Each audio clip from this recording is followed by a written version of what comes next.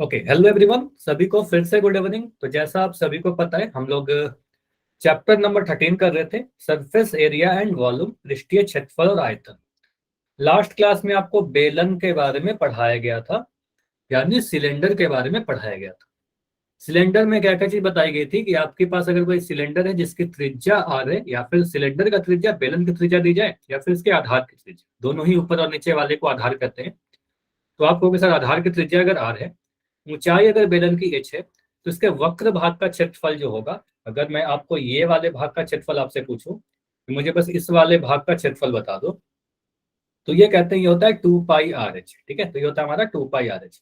तो सी ऐसे लिखते हैं कर्व सरफेस एरिया वक्र पृष्ठ क्षेत्रफल के लिए, तो होगा 2 पाई आर एच। ठीक है, उसके बाद अगर मैं इसका कुल पृष्ठ क्षेत्रफल बोलूं, तो आप क्या करोगे, मान लो अगर कोई बंद टंकी है जिसमें आपने सर ऊपर में भी एक ढक्कन लगाया, नीचे में भी ढक्कन लगाया, तो आप क्या करोगे, ऊपर में भी एक वृत्त है, नीचे में भी एक वृत्त है, तो दो वृत्त रहते हैं, दोनों ही आधार क्या है, वृत्त है। तो ये पाई आर स्क्वायर बनता है इसका क्षेत्रफल, इसका भी क्षेत्रफल पाई आर स्क्वायर, और वक्र भाग का क्षेत्रफल तो आपको पता ही है पाई आर स्क्वायर। ठीक है, 2 पाई आर एच, सॉरी। तो यहाँ पर बोल दोगे सर ये आया हमारा 2 पाई आर एच। तो इन दोनों को सभी को जोड़ देंगे तो क्या आ जाएगा, 2 pi r into h plus r. तो टी एस ए का फॉर्मूला बनता है आपका कुल पृष्ठ क्षेत्रफल का, ये वाला 2 pi r into h plus r. तो ये दो फॉर्मूला हमने लास्ट क्लास में डिस्कस किया था। अभी क्या करते हैं, इस पे जो इंपॉर्टेंट क्वेश्चन है जो आपके एग्जाम में आ सकते हैं, सिलेक्टेड कुछ क्वेश्चन डिस्कस करते हैं 13.2 से। ऑलरेडी 1 से 4 तक हमने डिस्कस कर लिया था लास्ट क्लास में। तो क्वेश्चन नंबर 5 से शुरू करते हैं। तो क्वेश्चन नंबर 5 क्या है, किसी बेलनाकार स्तंभ, स्तंभ मतलब कोई पिलर है, का व्यास दे रखा है 50 सेंटीमीटर और ऊंचाई दी गई है 3.5 मीटर। ठीक है, ₹12.50 प्रति मीटर स्क्वायर की दर से इस स्तंभ के वक्र पृष्ठीय पृष्ठ पर, इंपॉर्टेंट ये है कि वक्र पृष्ठ को पेंट करना है हमें। ठीक है, तो वक्र पृष्ठ को पेंट करना है, कितना खर्च आएगा, कितना व्यय आएगा, ये इंपॉर्टेंट है। ठीक है, तो आप देखो यहाँ पर क्वेश्चन को जब पढ़ा, आपको सबसे पहले दिख रहा है बेलनाकार स्तंभ है। आप एक बेलन की फिगर बना लीजिए, इससे क्या होगा, गलती नहीं करोगे आगे। ठीक है, तो ये बेलन बेलन बना लिया हमने। इसकी हमें क्या चाहिए, ऊंचाई। तो ऊंचाई दे रखा है क्या, तो ऊंचाई बिल्कुल क्वेश्चन में मेंशन है कि इसकी जो ऊंचाई है वो कितना है, 3.5 मीटर है। ठीक है, तो इसको हमने अगर ऊंचाई एच लिखा, तो आपको एच का मान दे रखा है 3.5 मीटर। उसके बाद व्यास दिया गया है। आपको बोलोगे सर ये वाला व्यास डी का मान दे रखा है, तो व्यास कितना दे रखा है, डी बराबर आपको कहोगे सर 50 सेंटीमीटर। ठीक है, तो त्रिज्या कितना हो जाएगा, त्रिज्या इसका आधा हो जाएगा। आपको पता है त्रिज्या क्या होता है, व्यास का आधा होता है। तो आप आर बराबर लिख दोगे सर डी/2, मतलब व्यास का आधा, यानी 50 का आधा। अब ये आ जाएगा आपका कितना, 25 सेंटीमीटर। 25 सेंटीमीटर, 50 को 2 से भाग देंगे तो 25 आ जाएगा, 25 सेंटीमीटर। अब यहाँ पर देखिए आपको क्या करना होगा, ऊंचाई को देखोगे तो ऊंचाई दिख रहा है हमें मीटर में, ऊंचाई दिख रहा है मीटर में, त्रिज्या दिख रहा है सेंटीमीटर में। या तो ऊंचाई को सेंटीमीटर में बदल दीजिए, चाहे त्रिज्या को मीटर में बदल दो। अब मैं थोड़ा क्वेश्चन को आगे पढ़ूंगा तो मुझे दिख रहा है जो कीमत या खर्च दिया गया है, रेट दिया गया है 1 मीटर स्क्वायर का 12.5 रुपया। तो 1 मीटर स्क्वायर का दिया गया, तो हम चाहेंगे कि मीटर स्क्वायर में बदल दें, मीटर में बदल दें। ठीक है, तो आप क्या करो, त्रिज्या को मीटर में बदल दीजिए, सॉरी, सभी को मीटर में देखेंगे।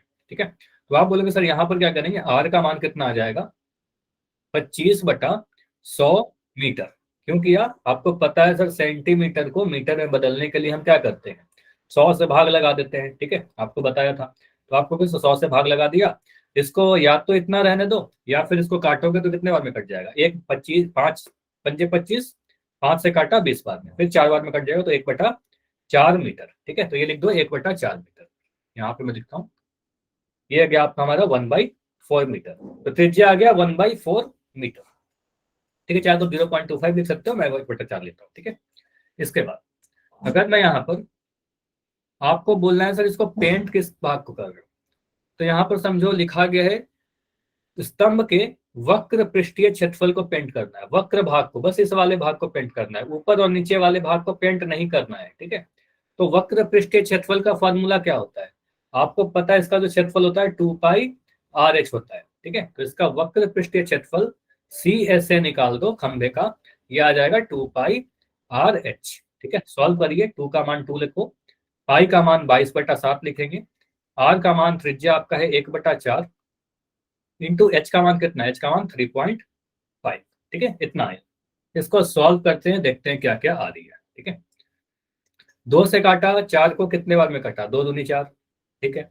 2 से काटा 22 को कितने बार में कटा, 11 बार में कट गया, ठीक है।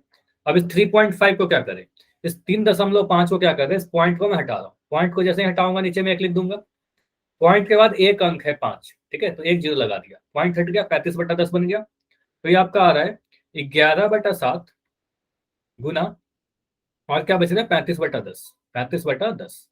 अब इसको काटिए, कितने बार में कटता है, 7 से कटा 35, 5 बार में, 5 से कटा 10, कितने बार, चलो 5 से मत काटो इसको, रन। ये कितना बन रहा है, 11×5 = 55, ठीक है, 55/10। और नीचे में अगर एक जीरो है, 10 है, तो एक अंक के बाद पॉइंट लगा दोगे, तो ये ज्यादा आसान कैलकुलेशन हो गया ना। तो आपको सर ये आ गया 5.5। इकाई क्या डाले, तो क्षेत्रफल है, कर्व सरफेस एरिया, एरिया वर्ग इकाई में आएगा, ठीक है। तो आपको पता है यहाँ पर सर त्रिज्या मीटर में था, ऊंचाई मीटर में था, तो ये मीटर स्क्वायर में आएगा, ठीक है। तो वक्र पृष्ठीय क्षेत्रफल कितना आया, 5.5 मीटर स्क्वायर। कितना क्लियर है यहाँ तक, यहां तक क्लियर है तो वाई लिख के बताइए सभी लोग कि हमने वक्र पृष्ठीय क्षेत्रफल निकाल दिया, ठीक है। उसके बाद आप बोलोगे सर यहाँ पर खर्च कितना दे रखा है, व्यय दिया गया है कि 1 मीटर स्क्वायर का जो रेट है, 1 मीटर स्क्वायर का जो खर्च है या लागत या व्यय लिख दो, ये दे रखा है 12.5 रुपए।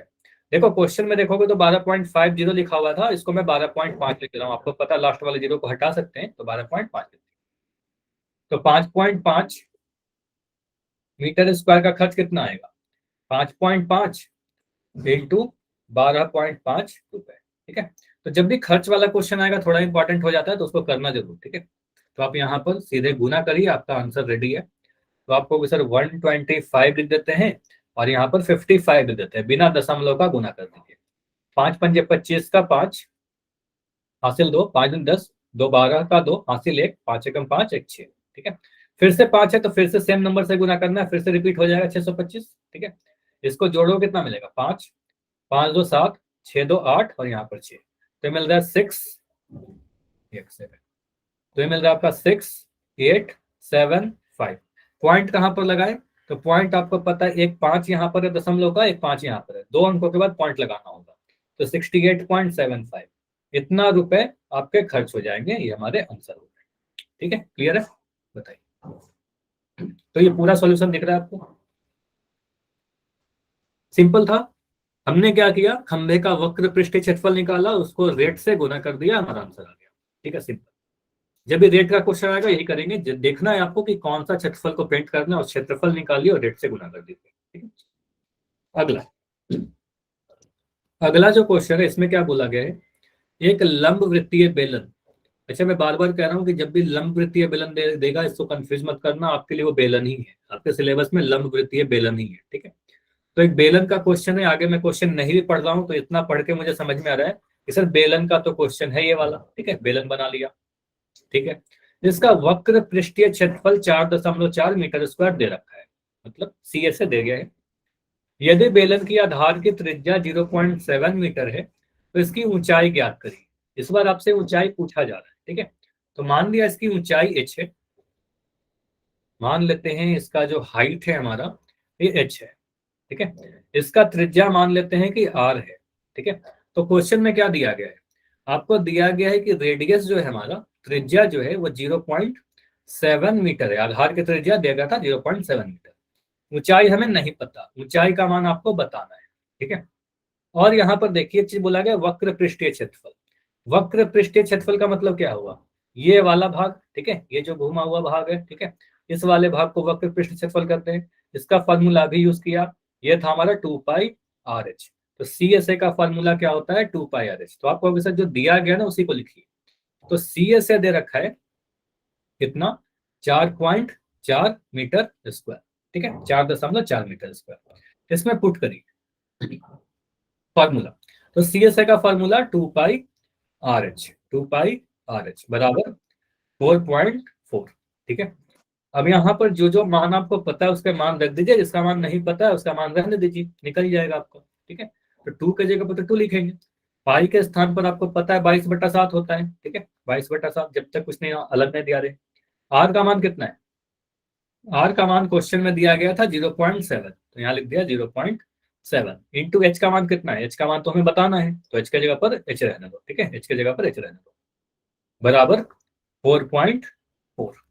इसको सॉल्व करते हैं, देखते हैं कितना आता है सॉल्व करने के बाद।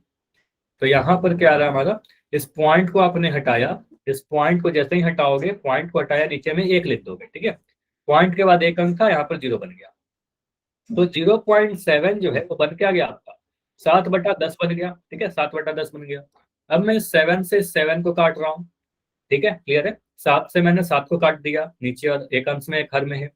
अब यहाँ पर क्या बना आपका, ये बन रहा है आपका 2 × 22, या फिर 2 × 22 का 44 लिख दीजिए इधर, 2 और 22 को गुना किया तो क्या बन गया 44/10 इंटू एच बराबर 4.4, ठीक है, इसको गुना, तो एच का मान कितना आ जाएगा, ये जो एच है इसका मान कितना आएगा, ये 10 है, ये 4.4 से जाके गुना हो जाएगा, 4.4 इंटू 10 बाई, ये जो 44 है नीचे में आ जाएगा, ठीक है, ये 44 नीचे में आ गया, ठीक है, पक्षांतरण विधि याद करो, ठीक है।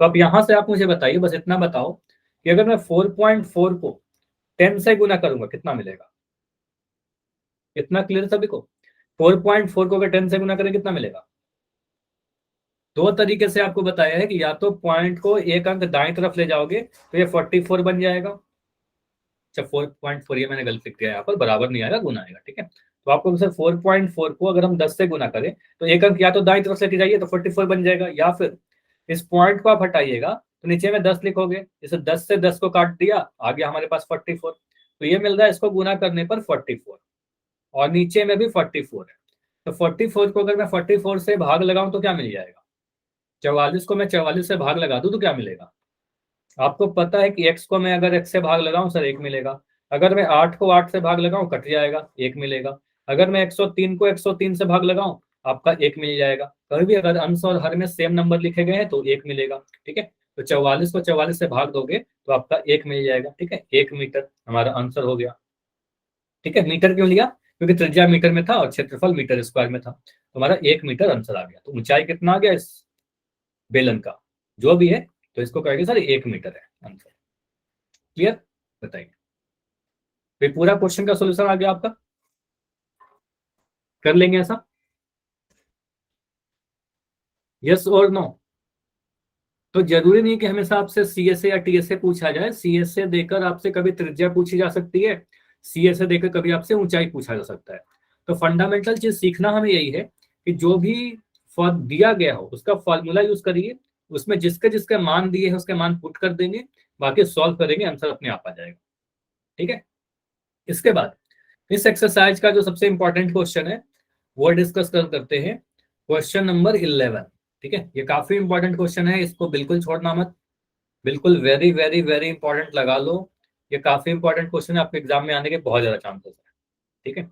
समझिए क्या बोला गया है, किसी विद्यालय के विद्यार्थियों से एक आधार वाले बेलनाकार कलमदानों को गत्ते से बनाने और सजाने की प्रतियोगिता में भाग लेने के लिए कहा गया है, ठीक है, मतलब इसका मतलब क्या हुआ ना कि हमें कलमदान बनाना है, कलमदान करने का मतलब पेन स्टैंड बनाना है जिसमें पेन रखते हैं, ठीक है, कैसा पेन स्टैंड, बेलनाकार सिलेंड्रिकल, ठीक है, तो आप बोलोगे सर ऐसा कुछ पेन स्टैंड बन रहा होगा सिलेंड्रिकल, ठीक कुछ है, ठीक है।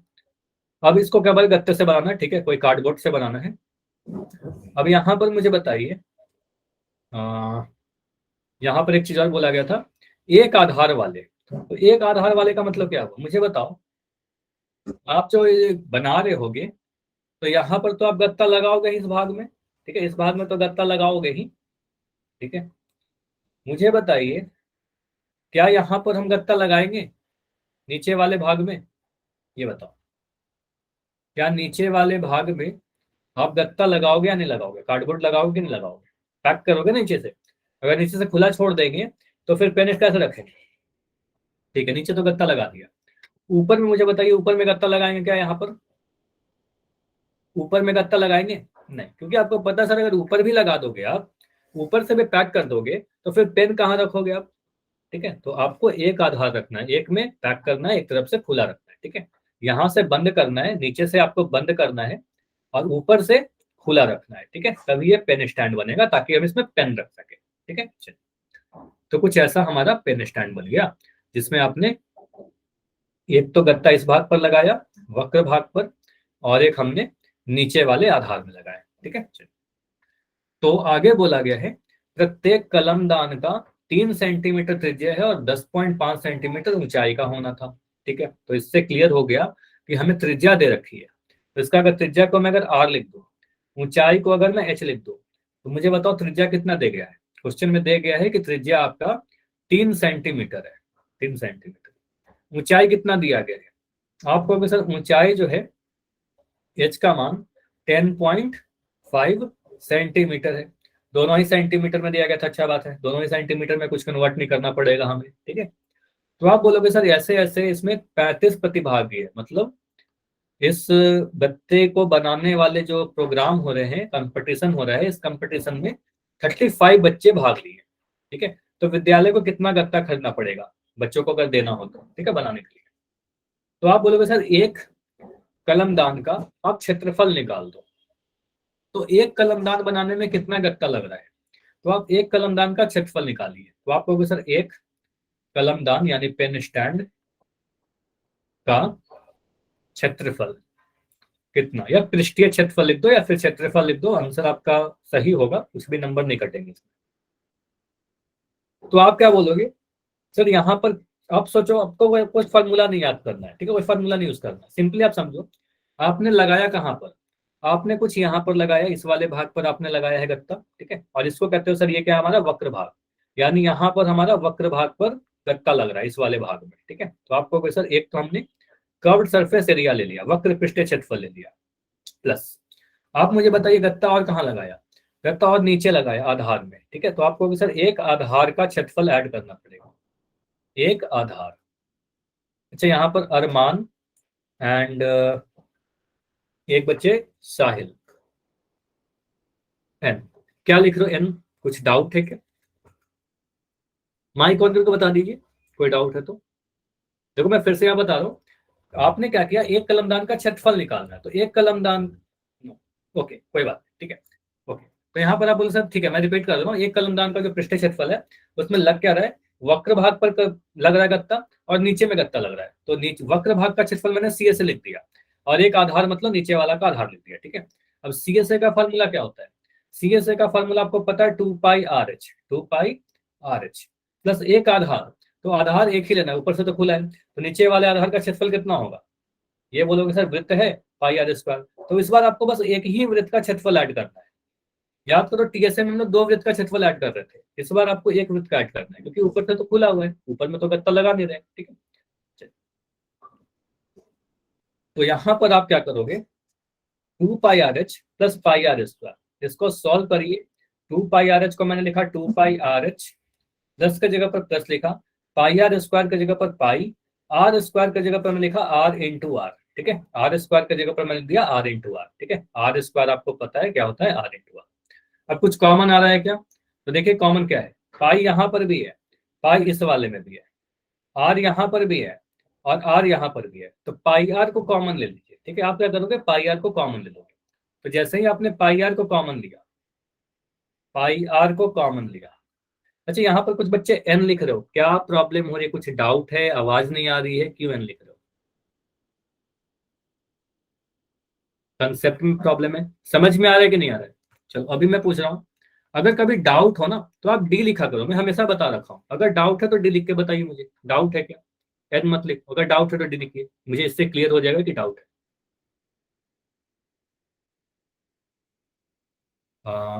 शाहीन समीर आप दोनों मुझे बताइए, एन मत लिखो, डी अगर डाउट है तो डी लिखिए, अगर क्लियर है तो वाई लिखिए, समझ में आया तो वाई लिखिए, वाई।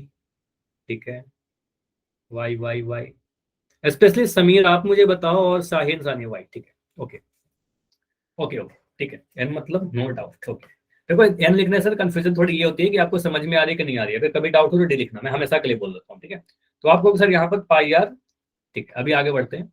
तो आप बोलो सर यहाँ से पाई आर को मैंने कॉमन निकाल दिया, पाई आर को जैसे ही कॉमन निकालोगे बच क्या जाएगा, 2h, यहाँ पर आपका दिखा 2h, ये 2 और ये h, तो यहाँ लिख दिया 2h, प्लस ये पाई आर को आपने कॉमन निकाल दिया, तो ये वाला आर बच जाएगा ना, आर, ये बच गया, ये pi r into 2h plus r. मुझे बताओ एक कलमदान का जो क्षेत्रफल मैंने यहाँ पर लिखा है इस स्टेप तक समझ में आया या नहीं आया, यहां तक बताओ, उसके बाद फिर आगे बढ़ेंगे। अगर यहां तक क्लियर होगा फिर आगे बढ़ेंगे। क्लियर है? दूसरा को क्लियर है, हिमांशु क्लियर है, दास को क्लियर है, ठीक है। बाकी बताइए आफाक, हिमांशु, सभी लोग बताओ, ठीक, शाहिद, ठीक है, ओके ओके, ठीक है, अभी सभी को क्लियर है। तो अब यहाँ पर आप इस स्टेप के बाद अब यहाँ पर आप मान भरना स्टार्ट करिए। तो आपको सर पाई का मान तो 22/7 रख देंगे। आर का मान कितना है? आर का मान याद करो, आपके क्वेश्चन में दिया गया था, कितना दे रखा है? 3 सेंटीमीटर। और ऊंचाई का मान मैं यहाँ पर दिख रहा होगा आपको, आर का मान 3 दे रखा है और एच का मान 10.5 दे रखा है, दोनों ही मान भर दीजिए। तो लिख दोगे सर, अच्छा यहाँ पर आर भी है, तो 22/7 इंटू 3, ठीक है, 3 गुना ब्रैकेट में 2 इंटू एच का मान कितना है? 10.5 प्लस आर का मान कितना है? 3, ठीक है। ये आया हमारे पास सॉल्व करने के बाद, ठीक है। अब इसको कैलकुलेट करते हैं, गुना भाग करते हैं, देखते हैं क्या आता है। कुछ कट नहीं रहा है तो 22 गुना 3 कर दिया, 22 गुना 3 आ गया आपका 66/7 इंटू, इसको गुना करिए 2 इंटू 10.5, तो 105 को अगर मैं गुना करूँ 2 से तो ये कितना मिल जाएगा? 5 गुना 2 10, जीरो हासिल 1, 2 0 0 1, ठीक है, 2 कम 2, तो मिल रहा है 210। यहाँ पर पॉइंट है, एक अंक के बाद पॉइंट लगा देंगे तो बन गया 21, ठीक है। तो यार आपका 21, इन दोनों को गुना करेंगे तो बन गया 21 प्लस 3, ठीक है। तो ये आ क्या रहा है हमारे पास? 66/7 गुना 24, ठीक है।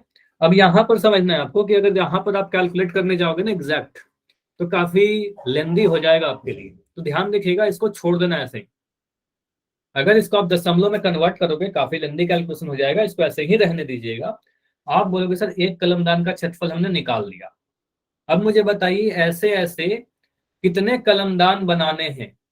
ये क्वेश्चन को पढ़कर थोड़ा सोच के मुझे बताओ, ऐसे ऐसे कितने कलमदान बनाए गए होंगे?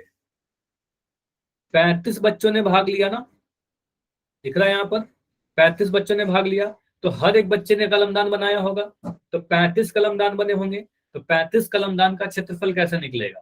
तो आप कहोगे सर अगर 35 कलमदान का क्षेत्रफल निकालना है, कुछ नहीं करना है सर, 35 से गुना कर देंगे। तो आप कहोगे सर 35 कलमदान का क्षेत्रफल, 35 कलमदान या पेन स्टैंड का क्षेत्रफल कितना आएगा? 35 इंटू 66/7 इंटू 24, यही आएगा, ये आएगा ना। आप इसको काटिए, 7 से काटोगे 35, 5 बार में कट गया। अभी आपका आ रहा है क्या?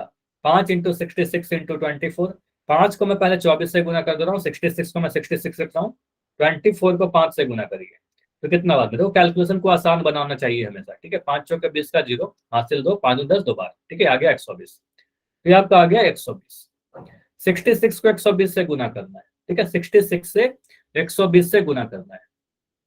तो आप बोलोगे सर 12 का टेबल तो मुझे याद है, 12 का टेबल याद है, 12 छक 72, 72 का 2 हासिल 7, 12 छक 72, 72 में 7 जोड़ा, 72 में 7 जोड़ा 79, तो ये आ गया 792।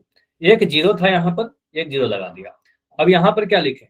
आपको पता है ये क्षेत्रफल है, त्रिज्या और ऊंचाई सेंटीमीटर में दिया गया था, तो यहाँ लिख देंगे centimetre square, very nice, centimetre square. तो आप फाइनली एक लाइन लिख देना अपने एग्जाम में, आवश्यक जितना क्षेत्रफल है उतना ही गत्ता आएगा ना, आवश्यक गत्ते का क्षेत्रफल, गत्ते का क्षेत्रफल बराबर 7920 सेंटीमीटर स्क्वायर, इतना हमें चाहिए गत्ता, ठीक है। क्लियर हुआ सारा चीज? यस और नो?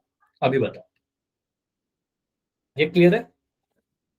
तो इस तरीके से सॉल्व करेंगे, पूरे मार्क्स आपको मिल जाएंगे आपके एग्जाम में, ठीक है।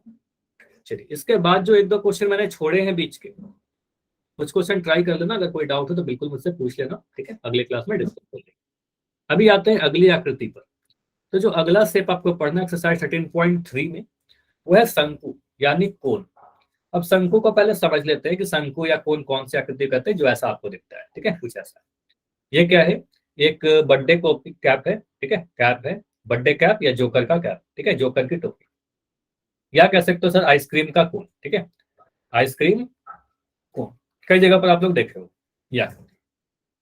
तो इसमें क्या होता है, इस फिगर को पहले समझिए। इस फिगर में एक नीचे में जो दिख रहा है इसको हम आधार कहते हैं। इसको क्या कहते हैं? आधार। ये हमारा आधार यानी बेस, जिस पर ये खड़ा हुआ है। ठीक है, अब मुझे बताइए ऊपर में आधार है क्या? ऊपर में कोई आधार है क्या? बेलन में देखें दो आधार होता है, इसको भी आप आधार कहते हो। बेलन में आपको भी सर यह भी आधार है, यह भी आधार है, उल्टा भी तो उसको रख सकते हैं, दोनों ही आधार है। ठीक है, तो आपको सर बेलन में दो आधार होते हैं, लेकिन शंकु में कितने आधार होते हैं? शंकु में सिर्फ और सिर्फ एक आधार होता है नीचे में। ठीक है, तो आपको सर शंकु में जो आधार होता है वो सिर्फ नीचे में होता है। ठीक है, ये वाला, और कोई आधार नहीं है। ऊपर वाले पॉइंट को क्या कहते हैं? तो आपको ध्यान रखना है, इस पॉइंट को हम लोग शीर्ष कहते हैं, शीर्ष। ठीक है, या वर्टेक्स। जैसे कोन का पढ़ा ना आपने शीर्ष, उसी तरीके से आपको ध्यान रखना है शंकु का भी शीर्ष होता है, ऊपर वाले पॉइंट को शीर्ष करते हैं, वर्टेक्स करते हैं। ठीक है, बस ध्यान रखिएगा, नोट कर लीजिए। ठीक है, अब इसको मिटा दो। अब यहाँ पर आप क्या बोलोगे? सर एक चीज तो होता है शंकु की ऊंचाई, तो शंकु की शीर्ष से मैं आधार के नीचे में आधार में क्या है? है, तो आपको सर उसके सेंटर को अगर मिला दूं, तो जो रेड लाइन अभी आपको दिख रहा है इसको कहते हैं शंकु की ऊंचाई। ठीक है, इस डिस्टेंस को क्या कहते हैं? शंकु का ऊंचाई, और इसको हम एच से रिप्रेजेंट कर देते हैं। ठीक है, तो आपको सर ये जो है हमारा एच है। तो एच कहने का मतलब क्या हुआ? एच जब भी लिख दो ना, तो एच कहने का मतलब इस शंकु का ऊंचाई। ठीक है, ऊंचाई, जिसको इंग्लिश में कहते हैं हाइट। ठीक है, इसको इंग्लिश में कहते हैं हाइट। ठीक है, उसके बाद आर का मतलब मुझे पता है कि सभी लोग को जानते हो, आप सभी लोग जानते हो ना, आर का मतलब आधार की त्रिज्या या फिर शंकु की त्रिज्या। ठीक है, तो आपको सर ये जो नीचे में वृत्त दिख रहा है आधार, इसका रेडियस को आर लिख देंगे। ठीक है, तो इसको आप त्रिज्या लिख दो, इसको आप रेडियस लिख दो। ठीक है, रेडियस। ठीक है, रेडियस हो गया, त्रिज्या हो गया। ठीक है, इतना क्लियर है। या तो शंकु का त्रिज्या बोलेगा या फिर आधार की त्रिज्या बोलेगा, दोनों सेम चीज है। ओके, अब यहाँ पर एक और चीज आपको दिखता है, ये एल। अब ये एल क्या है? देखो एल को कहते हैं, मुझे बताओ जो एल मैं बना रहा हूँ इसको देखना, और मुझे जो मैं आंसर पूछू ना वो बताना। एल जो लाइन मैंने बनाया, ये लाइन सीधा है कि तिरछा है? लाइन सीधा है या तिरछा है? आपको भी सर तिरछा है। ठीक है, घुमाओ, है ना, स्लैंट है। तो आपको अगर सर ये जो तिरछा है, तो इसको तिरछा ऊंचाई कहते हैं। और तिरछा ऊंचाई ना बोलकर इसको हम बोलते हैं तिर्यक ऊंचाई। इसको क्या कहते हैं?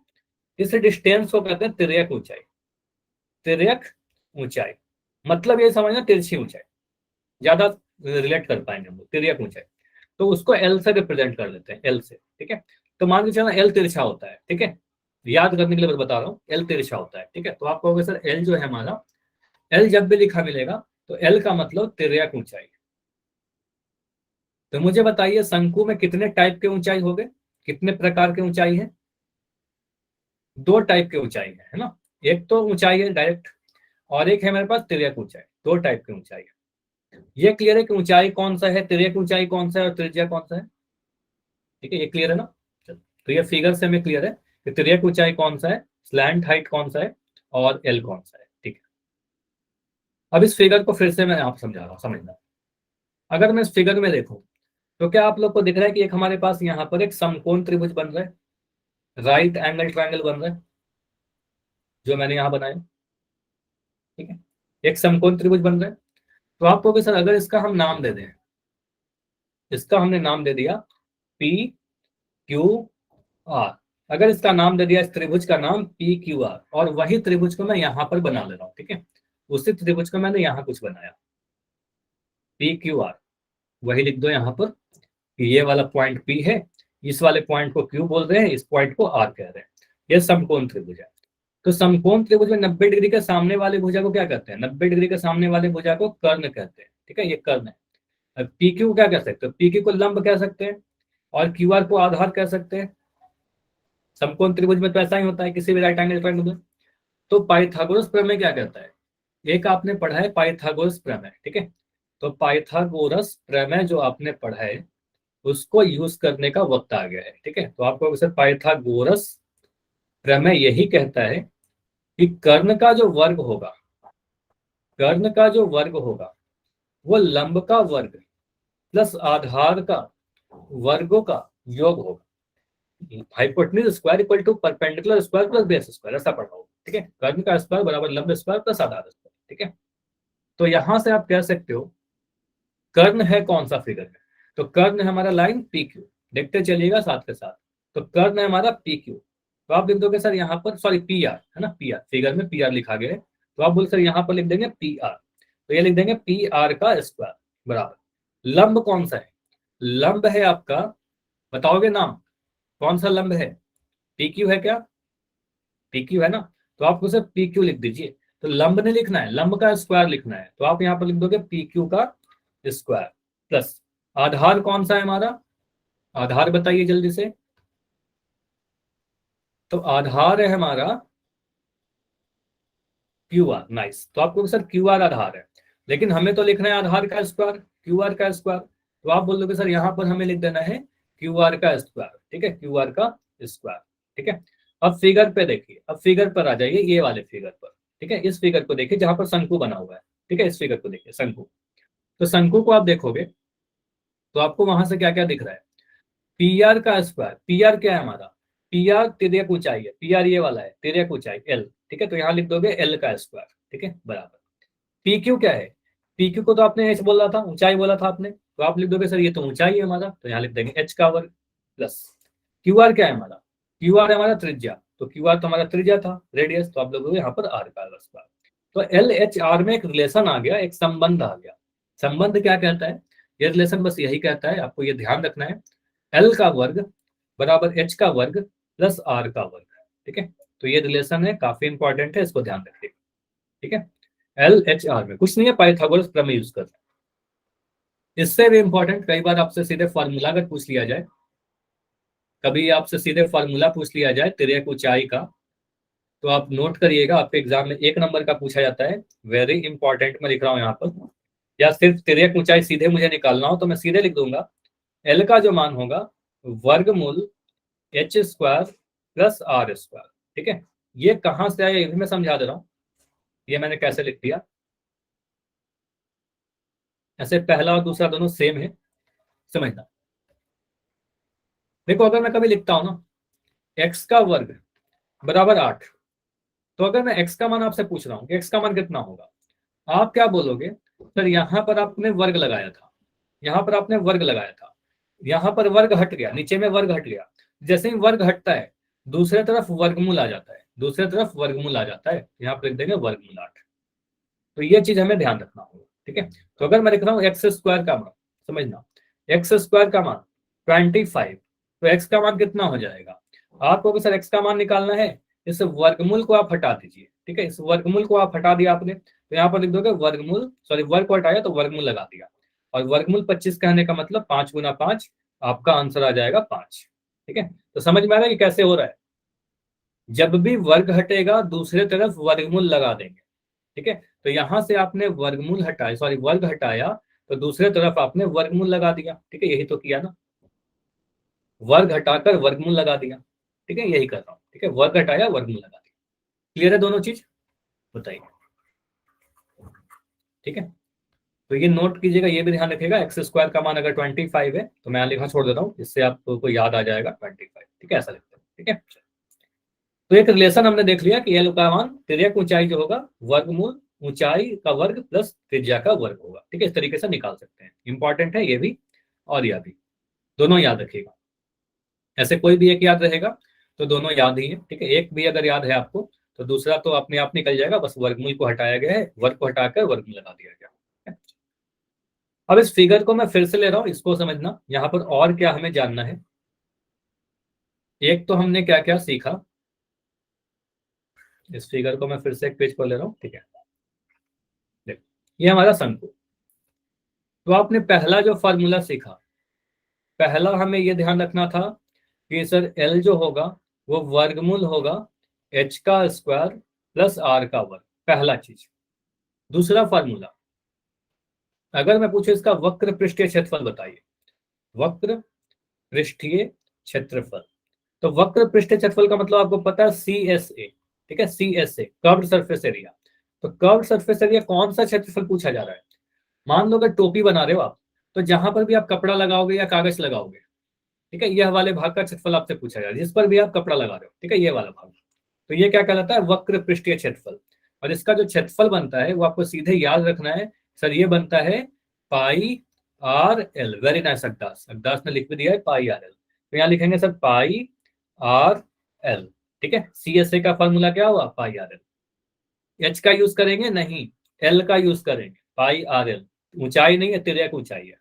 ठीक है, उसके बाद तीसरा जो फॉर्मूला है आपका, ठीक है, तीसरा फॉर्मूला क्या बनेगा, कुल पृष्ठीय क्षेत्रफल का बन जाएगा। तो कुल पृष्ठीय क्षेत्रफल क्या होगा, अगर मैं आपसे बोलूं कि कुल पृष्ठीय क्षेत्रफल बताइए, pi r l plus r. Very nice, तो कुल पृष्ठीय क्षेत्रफल यानी टीएसए का जो फॉर्मूला बनेगा, आप बोलोगे सर करना क्या है टीएसए में, बस आपको करना क्या होगा, वक्र पृष्ठीय क्षेत्रफल में आधार का क्षेत्रफल ऐड कर देना होगा। ठीक है, आधार का क्षेत्रफल नीचे वाला का, तो नीचे में क्या है, वृत्त है जिसका एरिया आपने पाई आर स्क्वायर बताया। ठीक है, तो आपको सर वक्र पृष्ठीय क्षेत्रफल है pi r l plus pi r square. देख लो कैसे आता है, आपने लिखा तो बिल्कुल सही है आप सभी ने। ठीक है, तो आपको अक्सर यहाँ पर क्या करेंगे, पाई आर को कॉमन ले लेंगे तो यहाँ पर एल बचा, और आर स्क्वायर में देखो दो बार आर गुना हुआ तो एक बार बाहर आया तो एक बार आर अंदर बच जाएगा। ठीक है, तो ये हमारा टी एस ए। ठीक है, तो दूसरा फॉर्मूला, तीसरा फॉर्मूला जो बना ये बना, तो ये तीनों फॉर्मूला आपको याद हो गए, काफी सारे बच्चों ने तो लिख भी दिया था। ठीक है, क्लियर है, तो ये तीनों फॉर्मूला आपको ध्यान रखना है। ठीक है, पहला तिर्यक ऊंचाई निकालने का, दूसरा सी एस ए निकालने का, और तीसरा टी एस ए निकालने का। ठीक है, तो ये सारी चीज आपको यहाँ पर लिखी गई है, इस पेज के आप स्क्रीनशॉट ले सकते हो, अगर नोट नहीं किया तो एल स्क्वायर बराबर H square plus are square, यहाँ से आप नोट कर लोगे एल बराबर वर्गमूल H square plus are square, दूसरा सी एस ए बराबर पाई आर एल और टी एस ए बराबर pi r into l plus r. अब आते हैं आपके एक्सरसाइज 13.3 पर। ठीक है, 13.3 के क्वेश्चन डिस्कशन करते हैं। पहला जो क्वेश्चन है सिंपल सा है, डायरेक्ट क्वेश्चन है। अच्छा देखो, मैं इसके पहले ना एक क्वेश्चन और करवा देता हूँ आपको। मुझे बताइए, अगर मैं सीधे आपको एक डायरेक्ट क्वेश्चन दे दूं कि हमारे पास एक शंकु है जिसकी ऊंचाई आपको दी गई है, सॉरी आप मैं कह रहा हूं कि इसकी त्रिज्या आपको दे रखी है, त्रिज्या कितनी दे रखी है, 7 सेंटीमीटर। मैं कह रहा हूँ त्रिज्या ऊंचाई दे रखा है 10 सेंटीमीटर। मुझे बताओ इसका सी एस है, तो ये तो कर लोगे ना डायरेक्ट, ये तो कर लेंगे, वक्र पृष्ठीय क्षेत्रफल पूछा जा रहा है सर, फॉर्मूला पाई आर एल होता है। ठीक है, सीधे वैल्यू पुट करोगे, पाई 22/7, आर का मान 7 × 10। ठीक है, तो 7 से 7 कटा और ये आ गया 220 सेंटीमीटर स्क्वायर, ये तो कर लेंगे। क्लियर, बताइए, अगर मैं आपसे बोलूं कि यहाँ पर टीएसए बता दो, कुल पृष्ठीय क्षेत्रफल, तो कुल पृष्ठीय क्षेत्रफल में क्या करेंगे, सीएसए निकाल लेंगे और उसमें आधार का क्षेत्रफल को ऐड कर देंगे, तो आपको सर यहाँ पर बनेगा pi r l plus pi r square. Pi r common निकाला तो बन जाएगा एल प्लस आर, यही बन रहा है ना, pi r into l plus r. तो इसमें मान पुट करिए, देखिए आंसर आ जाएगा। तो पाई का वैल्यू तो 22/7 रखोगे, आर का मान 7 रखोगे, एल प्लस आर, तो एल है आपका 10 प्लस आर 17। ठीक है, ये 17 आ जाएगा सॉल्व करने पर। इसको काटा, 7 से 7 कटा तो 22 गुना 17, इसको सॉल्व करिए। 17 दूना 34, 34 का 4 हासिल में 3, 17 दूना 34, 35 36 है 374। कुछ गड़बड़ तो नहीं है ना, ठीक है, 374 हाँ सेंटीमीटर स्क्वायर। क्लियर, बताइए। ठीक है, तो पाई आर को बाहर लिया, एल प्लस आर कर दिया। ठीक है, तो इस तरीके से हमने क्या किया, सी एस ए और टी एस ए दोनों निकाल दिया। चलिए, अभी आते हैं आपके एक्सरसाइज के क्वेश्चन पे, क्वेश्चन नंबर 1। ठीक है, क्वेश्चन नंबर 1 में क्या बोला गया, पढ़िए ध्यान से। देखो, एक शंकु का, क्वेश्चन को आगे नहीं पढ़ते, मैं यहाँ पे रुक रहा हूँ, मैं बोल रहा हूँ एक शंकु बोला गया, तो शंकु एक बना लो। ठीक है, एक शंकु बना लो, आपको एग्जाम में दिखते रहेगा कि हमें क्वेश्चन जो दिया गया शंकु का दिया गया। आधार का व्यास दिया गया 10.5, तो व्यास कहने का मतलब ये पूरी दूरी दे दी है, डी का मान दे रखा है, तो डी दिया गया है आपका 10.5 सेंटीमीटर। तो यहां से आप मुझे बताओ त्रिज्या आप निकाल लोगे ना, त्रिज्या निकाल लेंगे जरूरत पड़ेगी तो। ठीक है, तिर्यक ऊंचाई, मुझे बताइए अगर तिर्यक ऊंचाई लिख दिया गया, इसका मतलब आपसे आपको एल का मान दिया रखा है या एच का मान दिया गया है, एल या एच। तो आप सभी लोग बोलोगे सर तिर्यक मतलब तिरछा, और तिरछा तो एल होता है। ठीक है, तो आपको सर तिर्यक एल, तो कहेंगे एल का मान दिया गया है यहाँ पर, एल का मान कितना है, एल का मान बोलोगे सर 10 सेंटीमीटर। ठीक है, 10 सेंटीमीटर, दोनों ही सेंटीमीटर में, अच्छी बात है। तो यहां से हम क्या करेंगे, पहले तो त्रिज्या निकाल लेंगे। ठीक है, त्रिज्या कितना आएगा, त्रिज्या, अच्छा त्रिज्या में उतना कैलकुलेशन करने की जरूरत है नहीं रुद्दा आपको, आप सिंपली इतना छोड़ दो अभी के लिए। ठीक है, तो आपको सर ये व्यास का आधा हो जाएगा 10.5/2। ठीक है, उसके बाद इसके बाद आपको अगर पॉइंट को हटाना है तो ज्यादा आप क्या करो, इस पॉइंट को आप हटाइए, नीचे में आप क्या करोगे, एक जीरो लगा दोगे। ठीक है, एक जीरो लगा दोगे, या फिर तो इसको आप ऐसे भी कर सकते हो अगर इसमें कोई कंफ्यूजन है तो।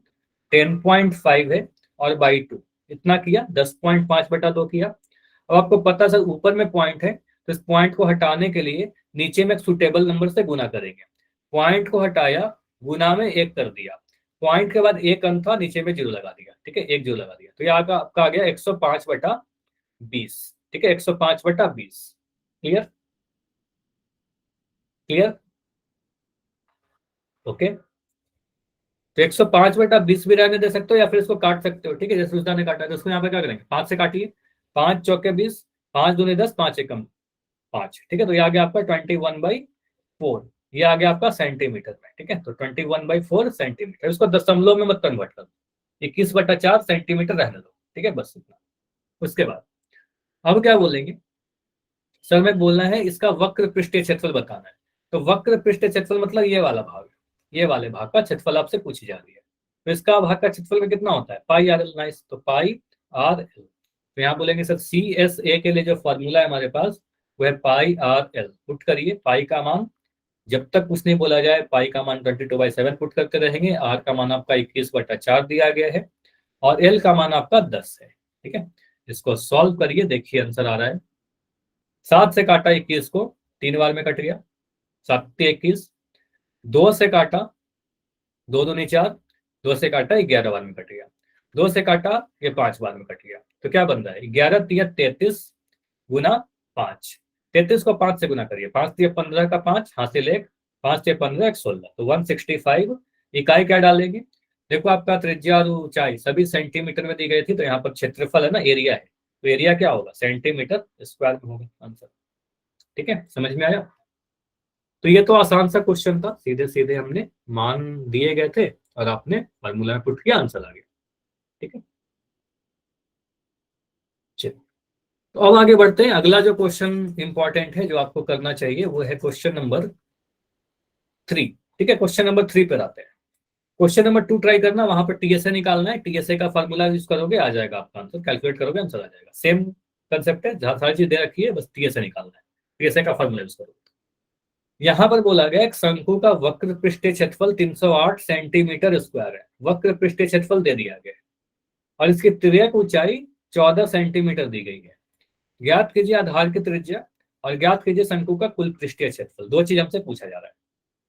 ठीक है, पहले क्या करेंगे, एक शंकु बना लेते हैं। ठीक है, हमें दिखते रहेगा कि शंकु का क्वेश्चन है, तो आगे जाकर हम कोई और फॉर्मूला नहीं लगाएंगे गलती से भी। ठीक है, तो हमेशा मैं ये तो सजेस्ट करूंगा, हमेशा एक फिगर बना लेना, बहुत ज्यादा टाइम लगेगा नहीं आपको। ठीक है, तो यहां पर बोला गया है वक्र पृष्ठीय क्षेत्रफल, मतलब कौन से भाग का क्षेत्रफल दिया गया, ये वाला क्षेत्रफल आपको दे रखा है। ये वाला जो क्षेत्रफल है आपका बिना आधार का, यहाँ पर मान लो टोपी का यहाँ पर कागज लगा हुआ है। ठीक है, तो आपको 308 सेंटीमीटर वक्र पृष्ठीय क्षेत्रफल, वक्र पृष्ठीय क्षेत्रफल के लिए CSA लिखते हैं, कर्व्ड सरफेस एरिया, और ये दे देगा, दिया गया है 308 सेंटीमीटर स्क्वायर। उसके बाद तिर्यक ऊंचाई, तिर्यक मतलब तिरछी ऊंचाई, तिर्यक तिरछी मतलब एल, तो आपको सर एल का भी मान दे रखा है। एल का मान कितना है, 14 सेंटीमीटर, 14 सेंटीमीटर।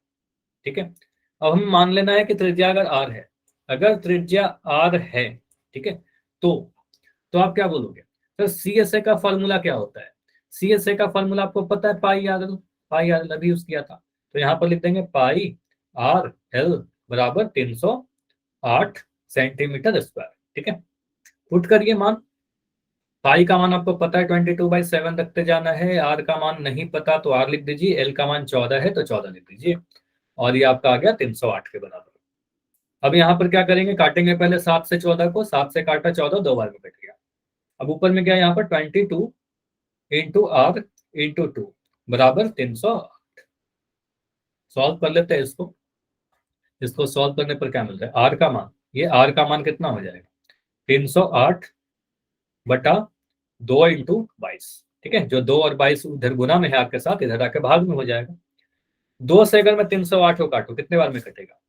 2 से अगर मैं 308 को काटू तो आप डिवाइड कर सकते हो, 2 एक कम 2 घटाया 1, यहाँ पर 0, 2 पंजे 10। ठीक है, अब आ गया 8, आप बोल 2 चौके 8, 2 चौके 8 कट गया हमारा पूरा, तो 154। तो 2 से कट रहा है 308, 154 बार में 154 टाइम्स में कट गया। इसको मिटा देते हैं। ठीक है, अब ये क्या आ रहा है आपका 154/22। इसको सॉल्व करने पर 154/22 ये किससे कट रहा है?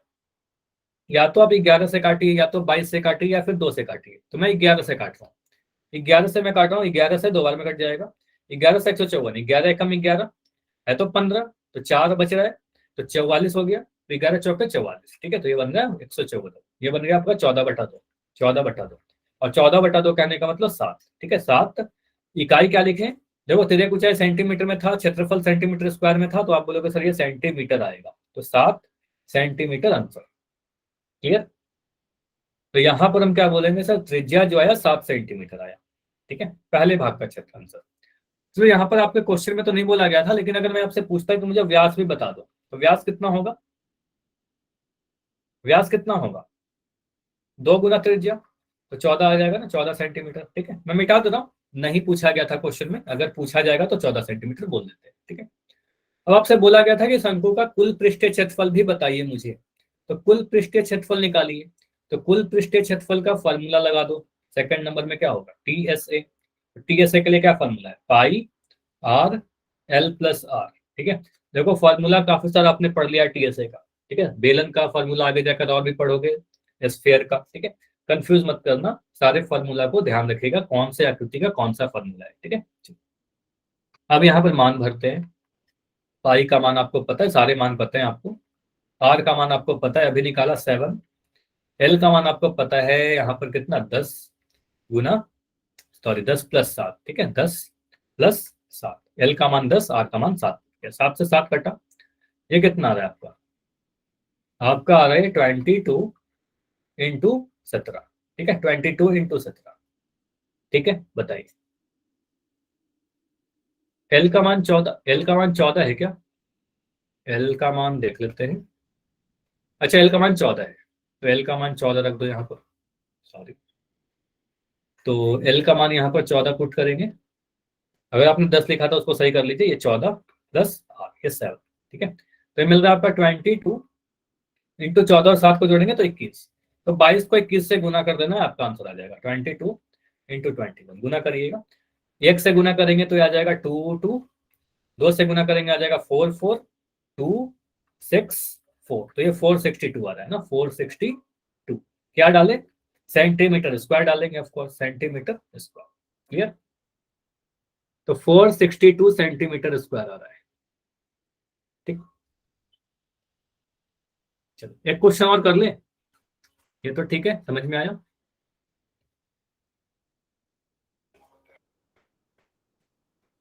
चलो अगला क्वेश्चन जो है और भी इंपॉर्टेंट है, ये आपके 1-2 साल पहले का क्वेश्चन, आपके सेम क्वेश्चन प्रीवियस ईयर में पूछे हुए, कई बार पूछा गया। मैं हर बार आपको बोलता हूँ कि जहां पर भी खर्च वाला क्वेश्चन आता है, लागत वाला क्वेश्चन होता है, बहुत इंपॉर्टेंट है। ठीक है, तो लागत वाला क्वेश्चन अगेन यहाँ पर देखो बोला क्या गया है, शंकु के आकार का एक तंबू बनाया गया है।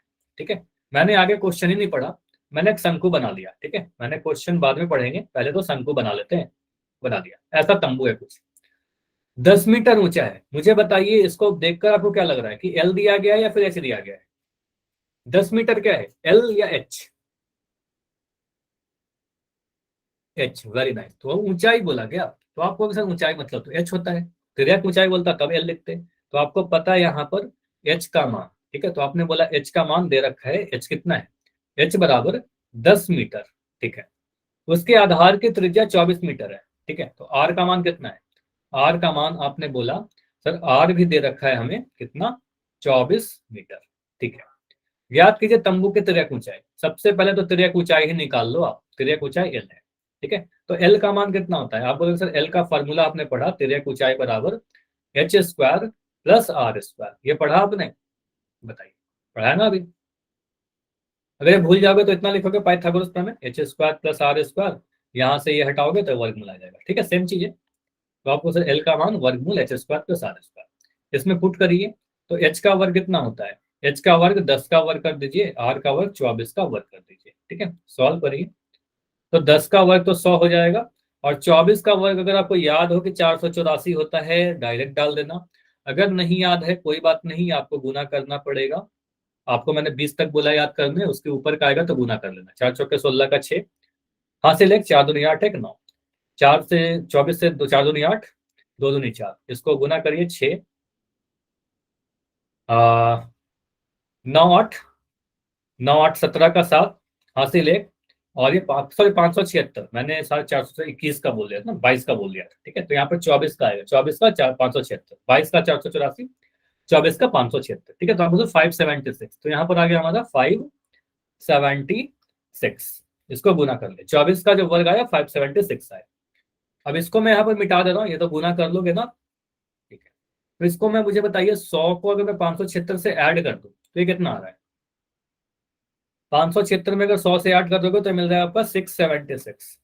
अब ये मुझे नहीं याद है कि किसका वर्गमूल है। ठीक है, किसका वर्गमूल है मुझे अगर नहीं याद है, ऐसे ही होता ये 26 का है, लेकिन आपको बोला कि 25 तक याद करना। ठीक है, 1 से 20 तक और 25 का बोला था। अगर उससे बड़ा नंबर आ गया तो इसका क्या उपाय है।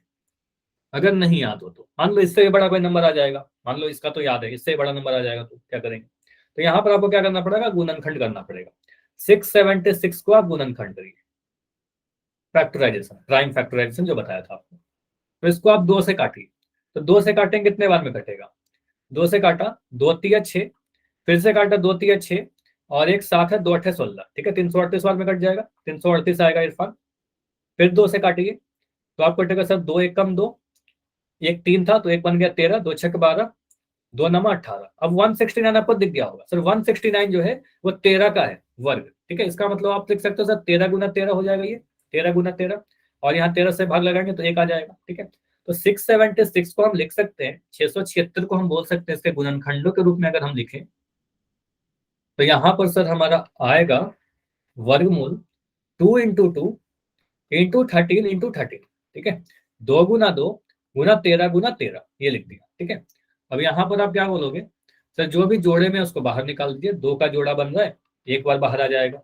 ये 13 का जोड़ा बन रहा है, ये बाहर आ गया, तो 13 गुना 2 26, तो आ गया 26 सेंटीमीटर। ये हमारा आंसर आ गया। तो 13 की ऊंचाई आपने निकाल दिया, एल का मान। ठीक है, तो आपने बोला सर एल का जो मान है हमारा वो 26 सेंटीमीटर हमने निकाल दिया, पहले भाग का आंसर। ठीक, अब दूसरे भाग में क्या बोला गया था, दूसरे भाग में बोला गया था तंबू में लगे कैनवास की लागत बताइए, अगर 1 मीटर स्क्वायर कैनवास का लागत 70 रुपए है। मुझे बताइए कैनवास आपने अगर तंबू बना रहे हो तो कैनवास आप कहाँ पर लगाओगे, कपड़ा कहाँ पर लगाओगे। ये तो सभी को पता है कि सर यहाँ पर तो कपड़ा लगेगा ही लगेगा, यहाँ तो लगाएंगे ही, मतलब वक्र भाग पर तो लगेगा ही लगेगा। मुझे बस इतना बताइए कि क्या आप नीचे में भी कपड़ा लगाओगे, क्या नीचे में आधार में कपड़ा लगाएंगे तंबू में, यस और नो। ये आपसे मैं जानना चाहता हूँ। सावेज कह रहे नहीं, रुजदा कह रही है नहीं, सभी का आंसर रही नहीं। अच्छा, एक बच्चे का आंसर आ नहीं, एक बच्चे का आंसर आ रहा है वाई। देखो यहाँ पर मैं समझा, आप कोई भी टेंट देखते हो ना, मान लो आपने मेला गया हो, आप लोग मेला गए होगे कहीं ना कहीं, तो मेला में जरूर गए होगे, वहां पर तंबू लगा रहता है।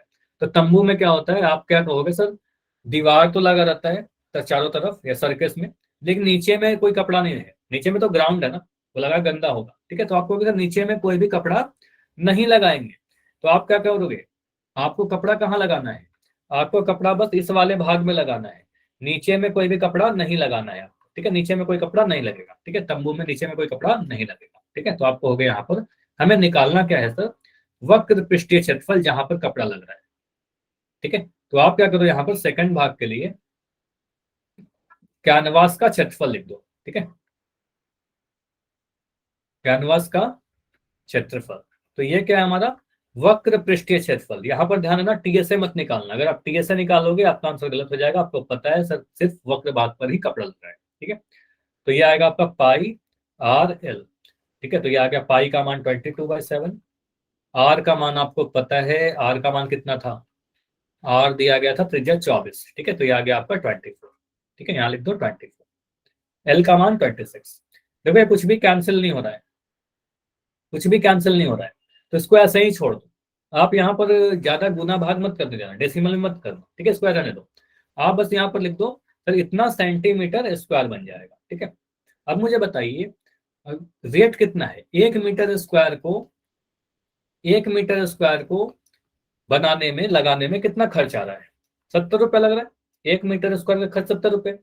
तो जितना भी मीटर स्क्वायर पूछेगा 2 मीटर स्क्वायर का क्या होगा, 70 गुना 2। तो आपको पूछ रहा है कुल लागत, तो कुल लागत कितना लगेगा, इसमें 70 से गुना कर देंगे। तो सिंपली आप बोलोगे सर कुल लागत जो बनेगा हमारा, कुल लागत 70 गुना 22 बटा 7 गुना 26 रुपए।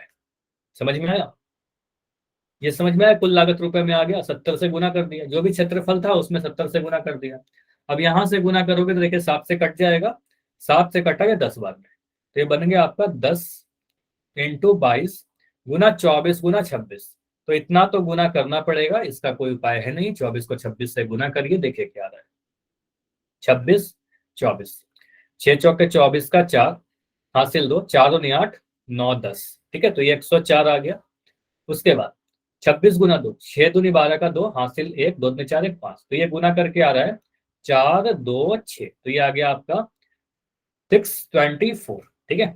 अभी आएगा 10 × 22 को 624 से गुना करना है, तो मैं यहीं पर आगे कर दे रहा हूँ इसको, 624 को मैं 22 से गुना कर दे रहा हूँ, ठीक है। तो आपको 4 दूनी 8, 2 दूनी 4, 6 दूनी 12, फिर से 2 ही है तो फिर से रिपीट हो जाएगा 1 2 4 8।